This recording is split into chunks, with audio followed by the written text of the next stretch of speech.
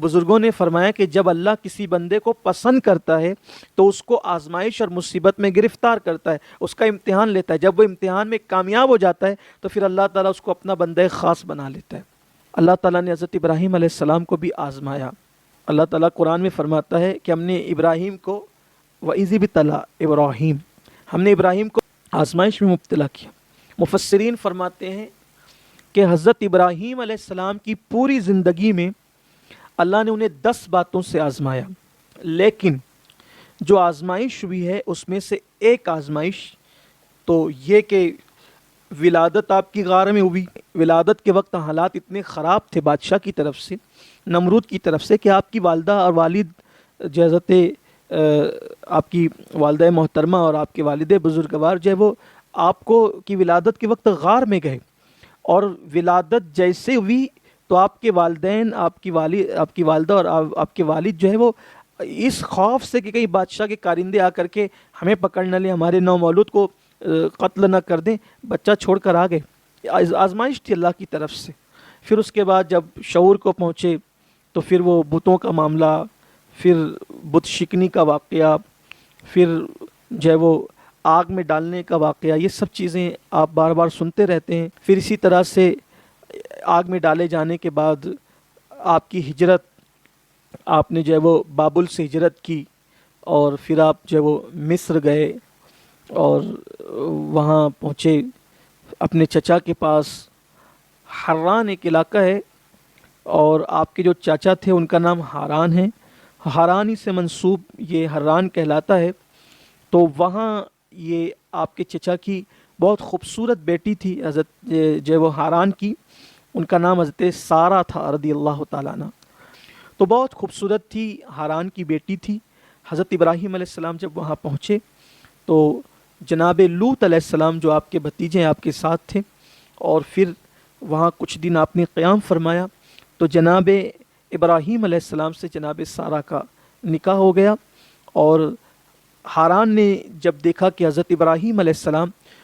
توحید کی دعوت دیتے ہیں اور بت پرستی سے منع فرماتے ہیں تو انہوں نے منع کیا اس بات سے. حضرت ابراہیم علیہ السلام نے نہیں رکے حق سے. تو حاران ناراض ہو کر حضرت ابراہیم علیہ السلام کو، جناب لوط علیہ السلام کو اور جناب سارہ کو، ان تینوں کو آپ نے یعنی کہ حاران نے جو اپنے گھر سے نکال دیا. حضرت سارہ کی وفا اور ان کی سچائی، صداقت، شوہر سے محبت اور اللہ تعالیٰ کی وحدانیت پر یقین کہ باپ کو چھوڑنے تیار ہو گئی، لیکن انہوں نے جو وہ اللہ کا اور اللہ کے رسول کا جو ہے وہ حقانیت کا راستہ نہیں چھوڑا. حضرت ابراہیم علیہ السلام نے جب جناب سارہ کی وفاداری، محبت، انسیت اور الفت دیکھی تو حضرت ابراہیم علیہ السلام نے حضرت سارہ سے ایک وعدہ کر لیا کہ تم میری فرما برداری کرنا اور میں تمہاری ہر بات مانوں گا. جب بھی تم کوئی بات کہو گی تو میں تمہاری بات نہیں کاٹوں گا اور تم میری بات نہیں کاٹو گی. ایک معاہدہ تھا اللہ کے پیغمبر حضرت ابراہیم علیہ السلام کا جو آپ نے اپنی بیوی جناب سیدہ سارہ رضی اللہ تعالیٰ عنہ سے کیا تھا. اب وہاں سے آپ حران سے نکل کر آپ فلسطین پہنچے اور آپ کی یہ دوسری ہجرت تھی. بلکہ جب آپ فلسطین پر قدم رنجہ آپ نے فرمایا تو فلسطین کے لوگوں نے حضرت ابراہیم علیہ السلام کا بڑا پرتپاک استقبال کیا اور اپنی کھیتی باڑی حضرت ابراہیم علیہ السلام کو سپرد کر دی، ہدیتاً دے دیا، تحفتاً دے دیا تاکہ آپ یہاں رہیں. اللہ تعالیٰ کو اہل فلسطین کی ادا اتنی پسند آئی کہ اللہ رب العزت نے ان کی کھیتی باڑی میں بہت برکت عطا کی، بے پناہ برکت اللہ تعالیٰ نے عطا فرمائی. اور وہاں پر حضرت ابراہیم علیہ السلام لوط علیہ السلام کو لے کر کھیتی باڑی کرنے لگے. تو حضرت ابراہیم علیہ السلام جب فلسطین جا رہے تھے، مصر سے جو وہ یعنی حران سے نکل کر تو راستے میں مصر آتا تھا، بلکہ مورخین کا کہنا یہ ہے کہ یہ مصر کا ہی ایک علاقہ ہے. تو جب آپ جا رہے تھے تو جناب سارہ کو مصر کے بادشاہ نے جو ہے وہ قید کر لیا معاذ اللہ. وہ عورتوں کا بڑا دل ڈالا تھا اور جب وہ حضرت سارہ رضی اللہ تعالی عنہا کو اس کے سپاہی لے گئے اور جب بادشاہ نے انہیں جو وہ قید کیا، اور قید کرنے کے بعد جب ان کی طرف دست درازی اور ان کے ساتھ بدنیتی کرنی چاہیے تو اس کے دونوں ہاتھوں کو اور اس کے وجود کو فالج ہو گیا اور اس کے ہاتھ کام نہیں کیے. پھر جناب سارہ نے دعا کی تو دعا کی برکت سے پھر اس کے ہاتھ ٹھیک ہو گئے. اسی طرح دوسری اور تیسری مرتبہ بھی ایسا ہی ہوا، اس کی بدنیتی بڑھی اور جب وہ بدنیتی کرتا تب جو ہے وہ سزا پاتا. آخر کار اس نے کہا کہ آپ کوئی برگزیدہ بندی ہیں اور جو واقعہ آپ کے ساتھ پیش آیا ہے بے عین ہی ایسا ہی واقعہ ایک اور عورت ہے، اس کے ساتھ بھی ایسا ہی کہ جب میں نے اس کی طرف جب بھی ہاتھ بڑھایا تو جیسا آپ کے ساتھ ہاتھ بڑھانے پر انجام ہوا ویسے اس کے ساتھ بھی، اس کا نام ہاجرہ ہے. اور پھر کہا کہ شاید وہ آپ کے قبیلے کی ہو، خاندان کی ہو. اس نے اپنے طور پہ کہا کہ میں وہ آپ کو سونپتا ہوں. تو جب حضرت سارہ لوٹی ہے حضرت ابراہیم علیہ السلام کی طرف تو یہ حضرت ہاجرہ کو لے کر لوٹی. اس طرح سے اب یہ 4 نفری قافلہ فلسطین پہنچا، اور جب فلسطین پہنچا تو آپ سن چکے کہ اہل فلسطین نے محبتیں دی، اللہ کے پیغمبر کا استقبال کیا، اپنی کھیتی باڑی حضرت ابراہیم علیہ السلام کو ہدیتاً دی. وہاں جب آپ کھیتی باڑی کرنے لگے اور خوشحالی آ گئی، اللہ نے بہت مال و دولت سے نواز دیا، تو جناب سارہ نے حضرت ابراہیم علیہ السلام سے عرض کیا کہ ہمارے پاس یہ خاتون ہاجرہ ہیں، بڑی حسین ہے، خوبصورت ہیں، اور چونکہ اب ہماری عمر جو ہے کافی بڑھ رہی ہے اور ابھی تک ہمارے گھر میں کوئی اولاد نہیں ہے، اگر آپ ہاجرہ سے نکاح کر لیں تو ہو سکتا ہے اللہ اس سے اولاد عطا فرما دے. تو حضرت ابراہیم علیہ السلام نے حضرت سارہ رضی اللہ تعالیٰ عنہ کی استدعا پر، گزارش پر حضرت ہاجرہ سے نکاح فرمایا. اور جب حضرت ہاجرہ سے نکاح فرمایا تو نکاح کے بعد پھر بہت جلد ہی اللہ تعالیٰ نے حضرت ابراہیم علیہ السلام نے چونکہ دعا بھی کی تھی رب حب لی من الصالحین، یہ آپ کی بڑی مشہور دعا ہے، اللہ تعالیٰ نے پھر آپ کو اولاد دی. اس طرح سے حضرت سیدنا اسماعیل علیہ السلام جو ہے وہ پیدا ہوئے اور آپ دنیا میں تشریف لائے. حضرت سارہ جو ہے ایک حقیقی ماں سے زیادہ حضرت اسماعیل علیہ السلام سے پیار کرتی تھی. حضرت ہاجرہ سے چونکہ انہی کی گزارش پر نکاح ہوا تھا، حضرت ہاجرہ کو بھی بہت پیار دیتی تھی، حضرت اسماعیل علیہ السلام کو بھی. اور حضرت سارہ کی غیرت کا خیال کر کے حضرت ابراہیم علیہ السلام کبھی بھی جناب اسماعیل علیہ السلام کو ان کے سامنے پیار نہیں کرتے تھے، گود میں نہیں لیتے تھے کہ کہیں ان کو احساس نہ ہو جائے کہ میں لا ولد ہوں. ایک دن حضرت اسماعیل علیہ السلام زمین پر تھے اور آپ گھر میں تشریف لائے تو دیکھا کہ حضرت ہاجرہ اور سارہ کسی کام میں مصروف ہیں اور یہ زمین پر ہے. تو حضرت ابراہیم علیہ السلام نے حضرت اسماعیل علیہ السلام کو اٹھایا اور چومنے لگے، بوسے دینے لگے، پیار کرنے لگے. اتنے میں جناب سارہ آ گئی اور آنے کے بعد جو ہے وہ یہ منظر دیکھ کر آپ کو غیرت آئی اور آپ نے فرمایا ابھی کے ابھی اسی وقت اس بچے کو بھی اور اس کی ماں کو بھی اتنی دور لے جائیں آپ کہ، اور وہ بھی ایسی جگہ لے جائیں کہ جہاں میں ان کا ذکر نہ سنوں، یہ مجھے کبھی نظر نہ آئے، اور ایسی وادی میں لے جائیں جہاں پر کچھ بھی نہ ہو، وادی غیر ذی زرع میں لے جائیں. آپ نے حضرت سارہ کو بہت سمجھانے کی کوشش کی لیکن حضرت سارہ نے کہا کہ آپ نے وعدہ کیا تھا کہ آپ جو کہے گی میں آپ کی بات مانوں گا. میں آپ کی ہر بات مانتی رہی، آپ بھی میری بات مانیں. حضرت ابراہیم علیہ السلام کو تردد تھا، اللہ کی آزمائش ہوئی، اللہ تعالیٰ نے وہی نازل فرمائی کہ سارہ جو کہتی ہے وہی ہماری رضا ہے، وہی ہماری مرضی ہے، سارہ جو کہتی ہے وہ کر گزریے. بظاہر یہاں کوئی ایک ظاہر بین انسان بدبختی جس کا مقدر ہو وہ یہ کہہ سکتا ہے کہ معاذ اللہ حضرت سارہ خطا پر تھیں اور انہوں نے ایسا کیوں کیا، ایسا کیوں ہوا، ویسا کیوں ہوا. یاد رکھیے گا کہ یہ ایک بات اللہ کے برگزیدہ بندوں کے حوالے سے کوئی بد نصیبی کہہ سکتا ہے یا بد نصب کہہ سکتا ہے کہ وہ حضرت سارہ پر اعتراض کرے کہ انہوں نے ایسا کیوں کیا. بہت خوبصورت بات ہمارے بزرگوں نے لکھی ہے کہ اللہ کے برگزیدہ بندوں کے اختلاف میں بھی اللہ کی کوئی نہ کوئی حکمت ہوتی. بظاہر حضرت سارہ کا یہ قول، یہ فعل کہ یہاں سے لے جائیں وادی غیر ذی زرع میں پہنچا دیں، یہ ان کی کوئی خطا نہیں ہے، کوئی لغزش نہیں ہے. اللہ کے برگزیدہ بندوں کا کوئی اختلاف ہو اور اس میں اللہ کی بہت بڑی حکمت ہوتی. سرسری نظر سے دیکھیں تو حضرت سارہ کے خلاف ہو جائیں لوگ، معاذ اللہ ان سے بدگمانی کریں. ایک نبی کی بیوی ہے، ایک نبی کی ماں ہے، اور بلکہ حضرت اسحاق علیہ السلام کی امی ہونے کی وجہ سے بنی اسرائیل کے سارے پیغمبروں کی ماں ہے، اور بنی اسرائیل ہی نہیں بلکہ بنو اسماعیل کے پیغمبروں کی بھی، بنو اسماعیل میں تو ہمارے حضور علیہ السلام ایک ہی نبی ہوئے، حضرت اسماعیل علیہ السلام کے بعد ہمارے حضور ہی ہوئے، تو چونکہ والد کی بیوی ہونے کی وجہ سے تو وہ حضرت ابراہیم چونکہ ابو الانبیاء ہیں تو سارے انبیاء کی ماں ہو گئی، ان سے کوئی خطا نہیں ہوئی تھی، ان سے کوئی لغزش نہیں ہوئی تھی۔ یہ قدرت کی شان ہے، قدرت اس طرح کے کام کرواتی ہے کہ اگر سارہ رضی اللہ تعالیٰ عنہ، میرے ماں باپ ان پہ قربان، اگر وہ نہ کہتی نا کہ وادی غیر ذی زرع میں پہنچایا، پھر بات یہ ہے کہ سارہ کہہ رہی ہیں کہ معاذ اللہ، اگر یہ کہنا ظلم ہوتا، معاذ اللہ ثم معاذ اللہ، جو اہل ظاہر کی نظر میں کہ اگر یہ ظلم ہوتا تو اللہ تعالیٰ ظلم کی تائید کیوں فرماتا، جبکہ حضرت سارہ کی تائید کر رہی ہے قدرت کہ سارہ جو کہہ رہی ہے آپ وہ کر گزریں، یہ اللہ کی مرضی بھی ہے۔ وجہ دنیا کو ظاہر میں یہ نظر آ رہا ہے، لیکن حقیقت میں یہ ہے کہ وادی غیر ذی زرع شہر مکہ بنے گا تو ان دونوں کے جانے سے ہی بنے گا، اور حضرت سارہ اس کا سبب بن رہی ہیں۔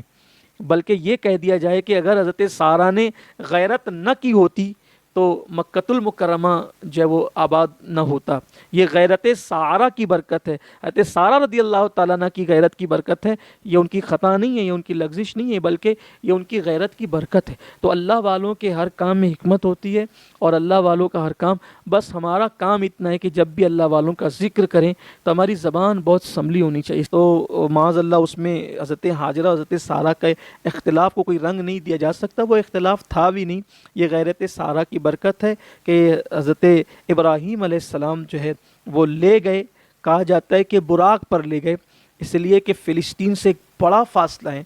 طویل فاصلہ ہے، اندازاً جو بتایا گیا کہ 1400 کلومیٹر کا فاصلہ بتایا جاتا ہے مکۃ المکرمہ اور جو ہے وہ فلسطین کا۔ تو حضرت ابراہیم علیہ السلام حضرت حاجرہ کو، حضرت اسماعیل علیہ السلام کو وہاں لے کر کے گئے، اور آج کل جہاں خانہ کعبہ ہے، تو چونکہ خانہ کعبہ کئی مرتبہ تعمیر ہوا ہے، پہلی مرتبہ فرشتوں نے تعمیر کیا، پھر دوسری مرتبہ حضرت آدم علیہ السلام نے تعمیر کیا، پھر جب طوفان نوح آیا تو کعبۃ اللہ شریف اٹھا لیا گیا۔ تو اب چونکہ جب ابراہیم علیہ السلام وہاں پہنچے تھے تو کعبۃ اللہ شریف کی کوئی عمارت وہاں موجود نہیں تھی، اس کی بنیادوں کے ہلکے سے نشانات تھے، لیکن چونکہ کعبہ وہاں پہلے سے تھا، وہاں کعبۃ اللہ شریف پہلے سے تھا، اور فرشتوں نے پہلے بنایا، پھر حضرت آدم علیہ السلام نے بنایا، اور پھر طوفان نوح کے وقت وہ اٹھا لیا گیا۔ جب اٹھا لیا گیا تو نشانات ختم ہو گئے تھے، ہلکے سے کچھ اس کے آثار باقی تھے۔ تو وہاں پر حضرت ابراہیم علیہ السلام یہ دونوں کو لے کر پہنچے، کھجور کی تھیلی دی، پانی دیا، اور پھر اس کے بعد آپ نے حضرت حاجرہ سے الوداعی سلام کیا، ان کی طرف دیکھا بھی نہیں، کہ اب چونکہ یہ اللہ کا حکم تھا کہ سارہ جو کہتی ہے وہ کر گزرے، تو اب جناب سارہ کا ذکر ہی کیا، وہاں تو اللہ کا حکم ہے کہ یہ کریں آپ۔ اور جب آپ گزرنے لگے یعنی چلنے لگے تو آپ نے اکلوتے شیرخوار بیٹے کو بھی نہیں دیکھا، خوبصورت بیوی کو بھی نہیں دیکھا، بس صرف اس خوف سے کہ اگر میں بیوی اور بیٹے کو دیکھوں تو کہیں اللہ کے حکم پر عمل کرنے میں مجھ سے کوتاہی نہ ہو جائے، تو آپ نے دیکھا بھی نہیں۔ لیکن یہ اللہ کے پیغمبر کی آزمائش دیکھیں کہ آپ وادی غیر ذی زرع میں چھوڑ کر جا رہے ہیں، پلٹ کر دیکھتے بھی نہیں ہیں، صرف اللہ کا حکم ہے، اور جب آپ نکلتے ہیں تو حضرت حاجرہ ننھے سے معصوم اسماعیل علیہ السلام کو گود میں لے کر پیچھے پیچھے جاتی ہیں، اور جب آپ پیچھے پیچھے جاتی ہیں تو حضرت ابراہیم علیہ السلام سے کہتی ہے کہ آخر مجھ سے کیا غلطی ہوئی ہے، کیا خطا ہوئی ہے، کیا لغزش ہوئی ہے، آپ مجھے چھوڑ جا رہے ہیں، آپ کوئی جواب بھی نہیں دیتے۔ اور اس کے بعد پھر حضرت ابراہیم علیہ السلام کو وہ اتنا کہتی ہے کہ کیا یہ اللہ کا حکم ہے، اللہ کے پیغمبر سے کہتی ہے کیا یہ اللہ کا حکم ہے؟ حضرت ابراہیم علیہ السلام کہتے ہیں ہاں یہ اللہ کا حکم ہے۔ اتنا سنتی ہے تو سننے کے بعد کہتی ہے کہ جب یہ میرے اللہ کا حکم ہے تو میرا اللہ میرے لیے کافی ہے، اور میرا اللہ مجھے ضائع نہیں فرمائے گا۔ آپ بیٹھ گئیں ٹیلے کے پاس، کھجور کی تھیلی لے کر، پانی کا مشکیزہ لے کر، اور کھجوریں کھاتی تھی، پانی پیتی تھی، ننھے سے اسماعیل علیہ السلام کو دودھ بھی پلاتی تھی، اور پھر جب حضرت اسماعیل علیہ السلام دودھ پیتے تھے پرسکون تھے۔ یہاں ایک بات عرض کر دوں کہ اس کو دلیل بنا کر کوئی بھی اپنے بچے کو یا بیوی کو بلا وجہ جو ہے جنگل میں یا بیابان میں نہیں چھوڑ سکتا۔ وجہ یہ ہے کہ وہ اللہ کا حکم تھا، اللہ کے پیغمبر تھے، اللہ نے ان پہ وحی کی تھی، اس لیے انہوں نے ایسا کیا، اور جو کام اللہ کرنے کا حکم دیتا ہے تو اللہ تعالیٰ اس کی محافظت بھی فرماتا ہے۔ تو پھر حضرت ابراہیم علیہ السلام جو ہے واپس لوٹ گئے، حضرت ہاجرہ اسماعیل علیہ السلام کو لے کر بیٹھی رہی، پانی ختم ہو گیا، کھجوریں بھی ختم ہو گئی، اور جب کھجور اور پانی ختم ہو گیا تو پھر چونکہ آپ کے سینے میں جو اسماعیل علیہ السلام کے لیے غذا تھی وہ بھی خشک ہو گئی، اور آپ رونے لگے تو پریشان ہوئی، اور حضرت اسماعیل علیہ السلام کو لٹا کر آپ پانی کی تلاش میں صفا مروہ کی طرف دوڑ لگاتی رہی۔ بالآخر دوڑ لگاتے ہوئے آپ کو خیال آتا کہ میرے بچے کو کہیں درندہ نہ اٹھا لے جائیں، تو آپ واپس تیزی کے ساتھ دوڑ کر کبھی صفا پر، کبھی مروہ پر، کبھی صفا پر، کبھی مروہ پر، بالآخر آپ کے کانوں میں کچھ آواز سی آئی، تو آپ کو حیرت ہوئی کہ یہاں کون سی آواز ہے، یہاں تو کوئی آتا ہی نہیں، یہاں تو کوئی پرندہ بھی پر نہیں مارتا، یہ آواز کون سی ہے؟ تو سوچا کہ اس وقت یہ آواز کسی فرشتے ہی کی ہو سکتی ہے، اور آپ نے جب دیکھا تو کہ حضرت اسماعیل علیہ السلام کے پاس ایک فرشتہ کھڑا ہے، اور حضرت اسماعیل علیہ السلام کے ایڑیاں رگڑنے کی برکت سے پانی کا چشمہ جاری ہوا۔ آپ پانی کا چشمہ دیکھ کر بڑی خوش ہوئی، اور خوش ہو کر کے آپ نے جب وہ چشمہ پھوٹ پڑا اور جلدی سے اس کو آپ نے کہا زم زم، ٹھہر ٹھہر۔ اللہ کے رسول صلی اللہ علیہ وآلہ وسلم فرماتے ہیں کہ اگر اللہ ہاجرہ پہ رحم فرمائے، اگر وہ ایسا نہ کہتی تو وہ پانی بہہ جاتا، اور وہ یہ بھی بیان کیا گیا ہے کہ وہ پوری زمین پر وہ پھیل جاتا پانی۔ انہوں نے زمزم کہہ کے اس کو وہیں پر روک دیا، گویا کہ پانی پیا، حضرت اسماعیل علیہ السلام کو پلایا، سیراب ہوئی، اور پھر اس کی برکت سے آپ کے سینے میں پھر غذا واپس ہوئی، اور حضرت اسماعیل علیہ السلام جو ہے وہ پھر پرسکون ہو گئے۔ اس طرح سے آپ وہاں رہنے لگی۔ پھر حضرت ابراہیم علیہ السلام حضرت سارہ سے رضی اللہ تعالیٰ عنہ اجازت لے کر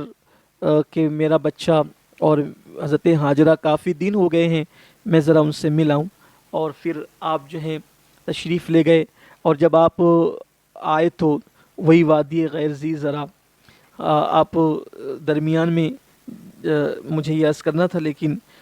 میں وہ عرض کر رہا ہوں کہ جب حضرت ابراہیم علیہ السلام حضرت ہاجرہ کو چھوڑ کر جب لوٹنے لگے تو وہاں آپ نے دعا کی تھی کہ اللہ میں تو اپنی اولاد کو یہاں چھوڑ کر بسا کر جا رہا ہوں، یہاں تو انہیں رزق عطا فرما پھلوں سے، اور ان کی محبت لوگوں کے دلوں میں ڈال دے۔ تو اس کی برکت یہ ہوئی کہ اللہ تعالیٰ نے حضرت ابراہیم علیہ السلام کی دعا سے ملک شام کا ایک پورا علاقہ اٹھا کر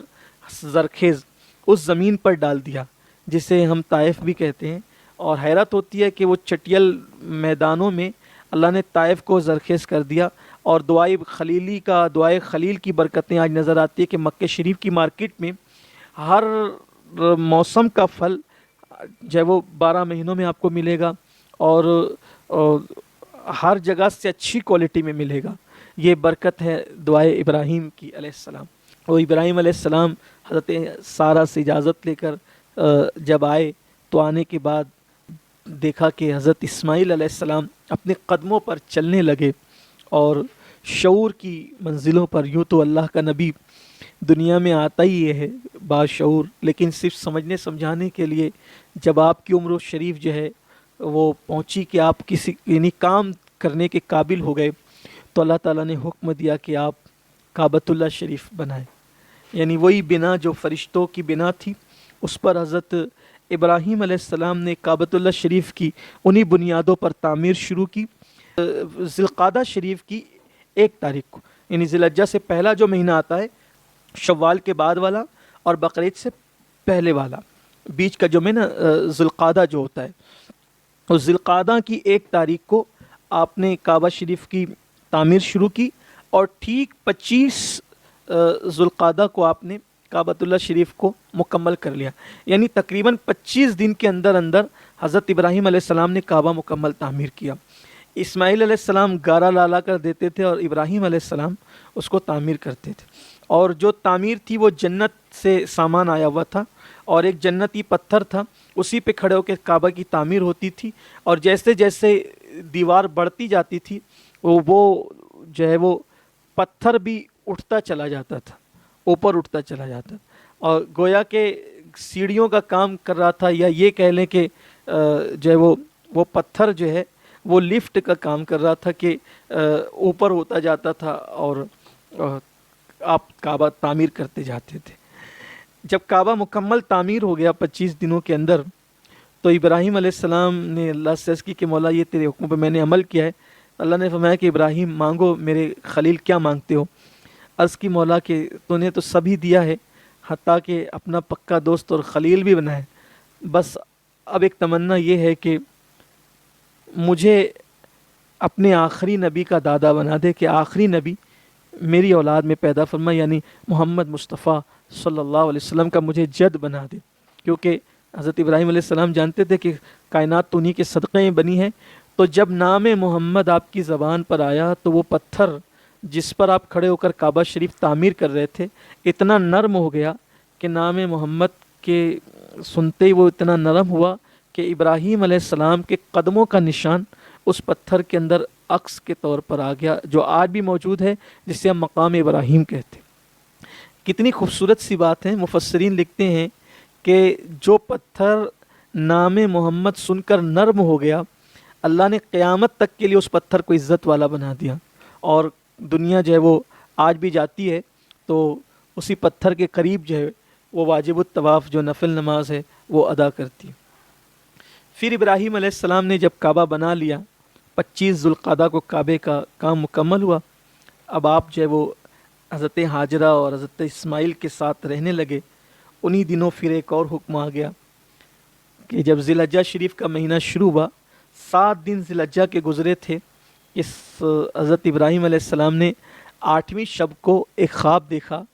کہ حکم ہو رہا ہے کہ اسماعیل کو ہماری راہ میں قربان کر دو، ذبح کر دو۔ حالانکہ آج کسی کے لیے، جیسا کہ میں نے عرض کیا، کہ جائز نہیں ہو سکتا کہ وہ خواب دیکھ کے بچہ ذبح کرے، کیونکہ یہ وہی تھی، کیونکہ نیند جو ہوتی ہے نا وہ بادشاہ کو اور عوام کو ایک کر دیتی ہے، شاہ و گدا ایک ہو جاتے ہیں، امیر غریب ایک ہو جاتے ہیں، نیند سب کے لیے یکساں ہے۔ لیکن یہ اللہ کے نبی کی شان ہے کہ نیند بھی نبیوں کے برابر کسی کو نہیں آتی، اور نیند میں بھی کوئی نبی کے برابر نہیں ہو سکتا۔ ہم سوتے ہیں تو وضو ٹوٹ جاتا ہے، جو کیفیت ہوتی ہے آپ سب جانتے ہیں، لیکن اللہ کے نبی جب سوتے ہیں تو ان کے دل بیدار رہتے ہیں، ان کا وضو نہیں ٹوٹتا،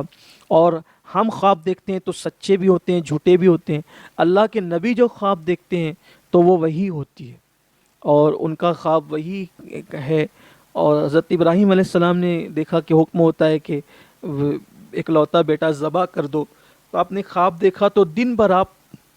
جو ہے وہ سوچ میں رہے، آپ سوچ میں رہے کہ کیا کیا جائے۔ اسی لیے 8 ذی الحجہ کو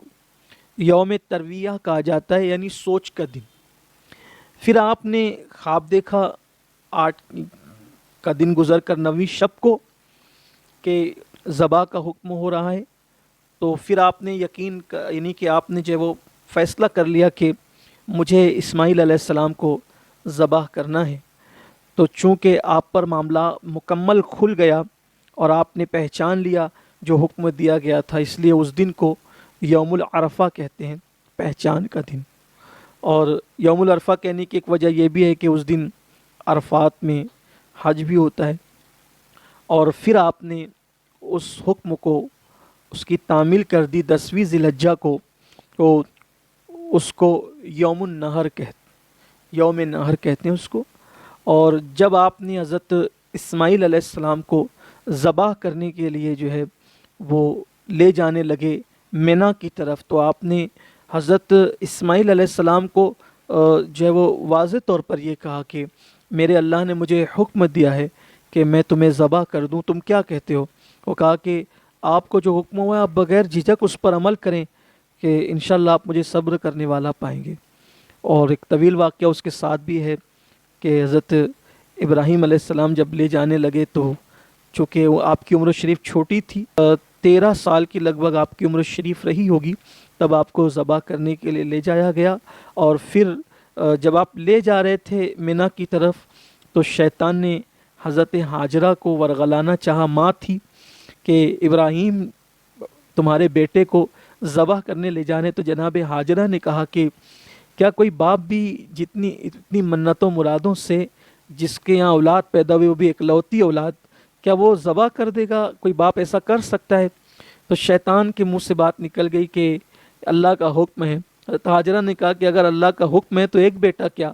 ہزاروں بیٹے بھی ہو تو اللہ کے حکم پہ قربان کر سکتے ہیں۔ یہ تربیت تھی حضرت ابراہیم علیہ السلام کی۔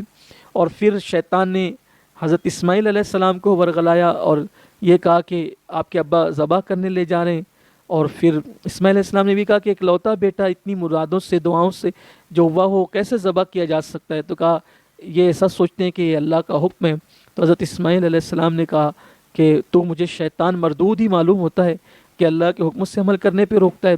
پھر اس نے حضرت ابراہیم علیہ السلام کو بھی روکنے کی کوشش کی، یہ خواب ہی تو ہے وغیرہ وغیرہ، اور آپ نے اس کو کنکریاں مار کے بھگایا۔ وہ آج بھی اس کی یادیں تازہ کی جاتی ہے۔ اور پھر حضرت اسماعیل علیہ السلام کو لے گئے اور کہا کہ میں آپ کو اللہ کے حکم پہ ذبح کرنا چاہتا ہوں۔ کتنے خوبصورت یہ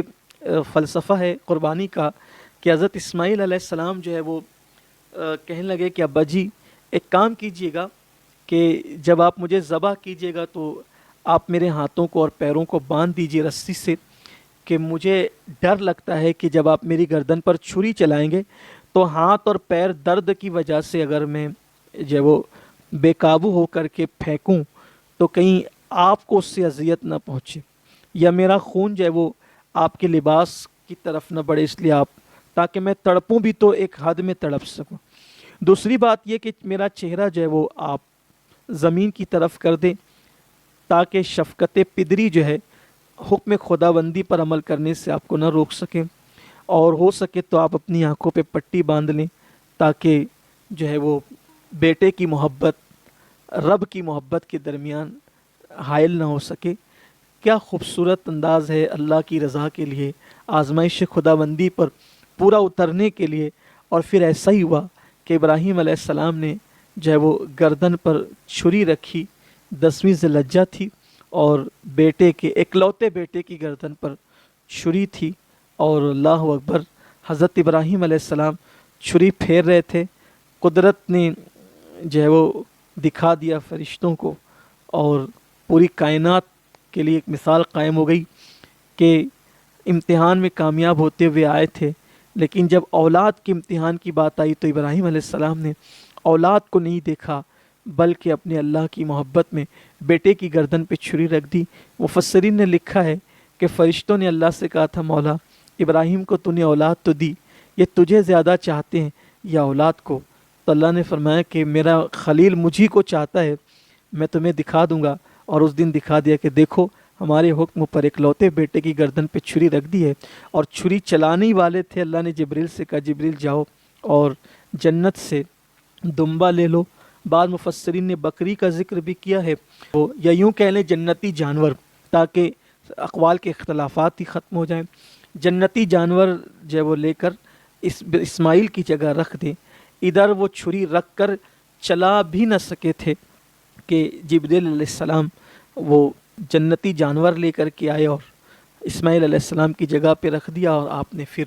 اس کو ذبح کیا۔ اور جب آنکھ سے پٹی کھولی تو دیکھا کہ جانور ذبح تھا اور اسماعیل علیہ السلام کھڑے مسکرا رہے تھے۔ اللہ نے فرمایا تو نے اپنا خواب سچ کر دکھایا اور تو نے ذبح عظیم کیا، اور اللہ تبارک و تعالیٰ یوں ہی آزماتا ہے، اور آزمانے پر جب لوگ پورے اتر جاتے ہیں تو اللہ تعالیٰ یہ صلہ بھی عطا کرتا ہے۔ تو یہ جو قربانی حضرت اسماعیل علیہ السلام کی، ابراہیم علیہ السلام اللہ کے حکم پہ دینے کے لیے نکلے تھے، قربانی تو قبول ہو گئی اور حضرت اسماعیل علیہ السلام بھی بچ گئے، اور پھر یہ یادگار جو ہے وہ باقی ہے ہنوز اب تک، اور انشاءاللہ قیامت تک باقی رہے گی۔ تو ہم جو قربانی کرتے ہیں وہ اسی آزمائش کی یادگار ہیں، اور ہمیں قربانی کرنا چاہیے۔ اللہ سے دعا ہے کہ اللہ تعالی ہمیں صدقہ خلیلی عطا فرمائیں، اور خلیل کے صدقے صدقہ حبیب بھی عطا فرمائیں، اور اللہ تعالی ہمیں ایمان و سنت پہ قائم رکھے۔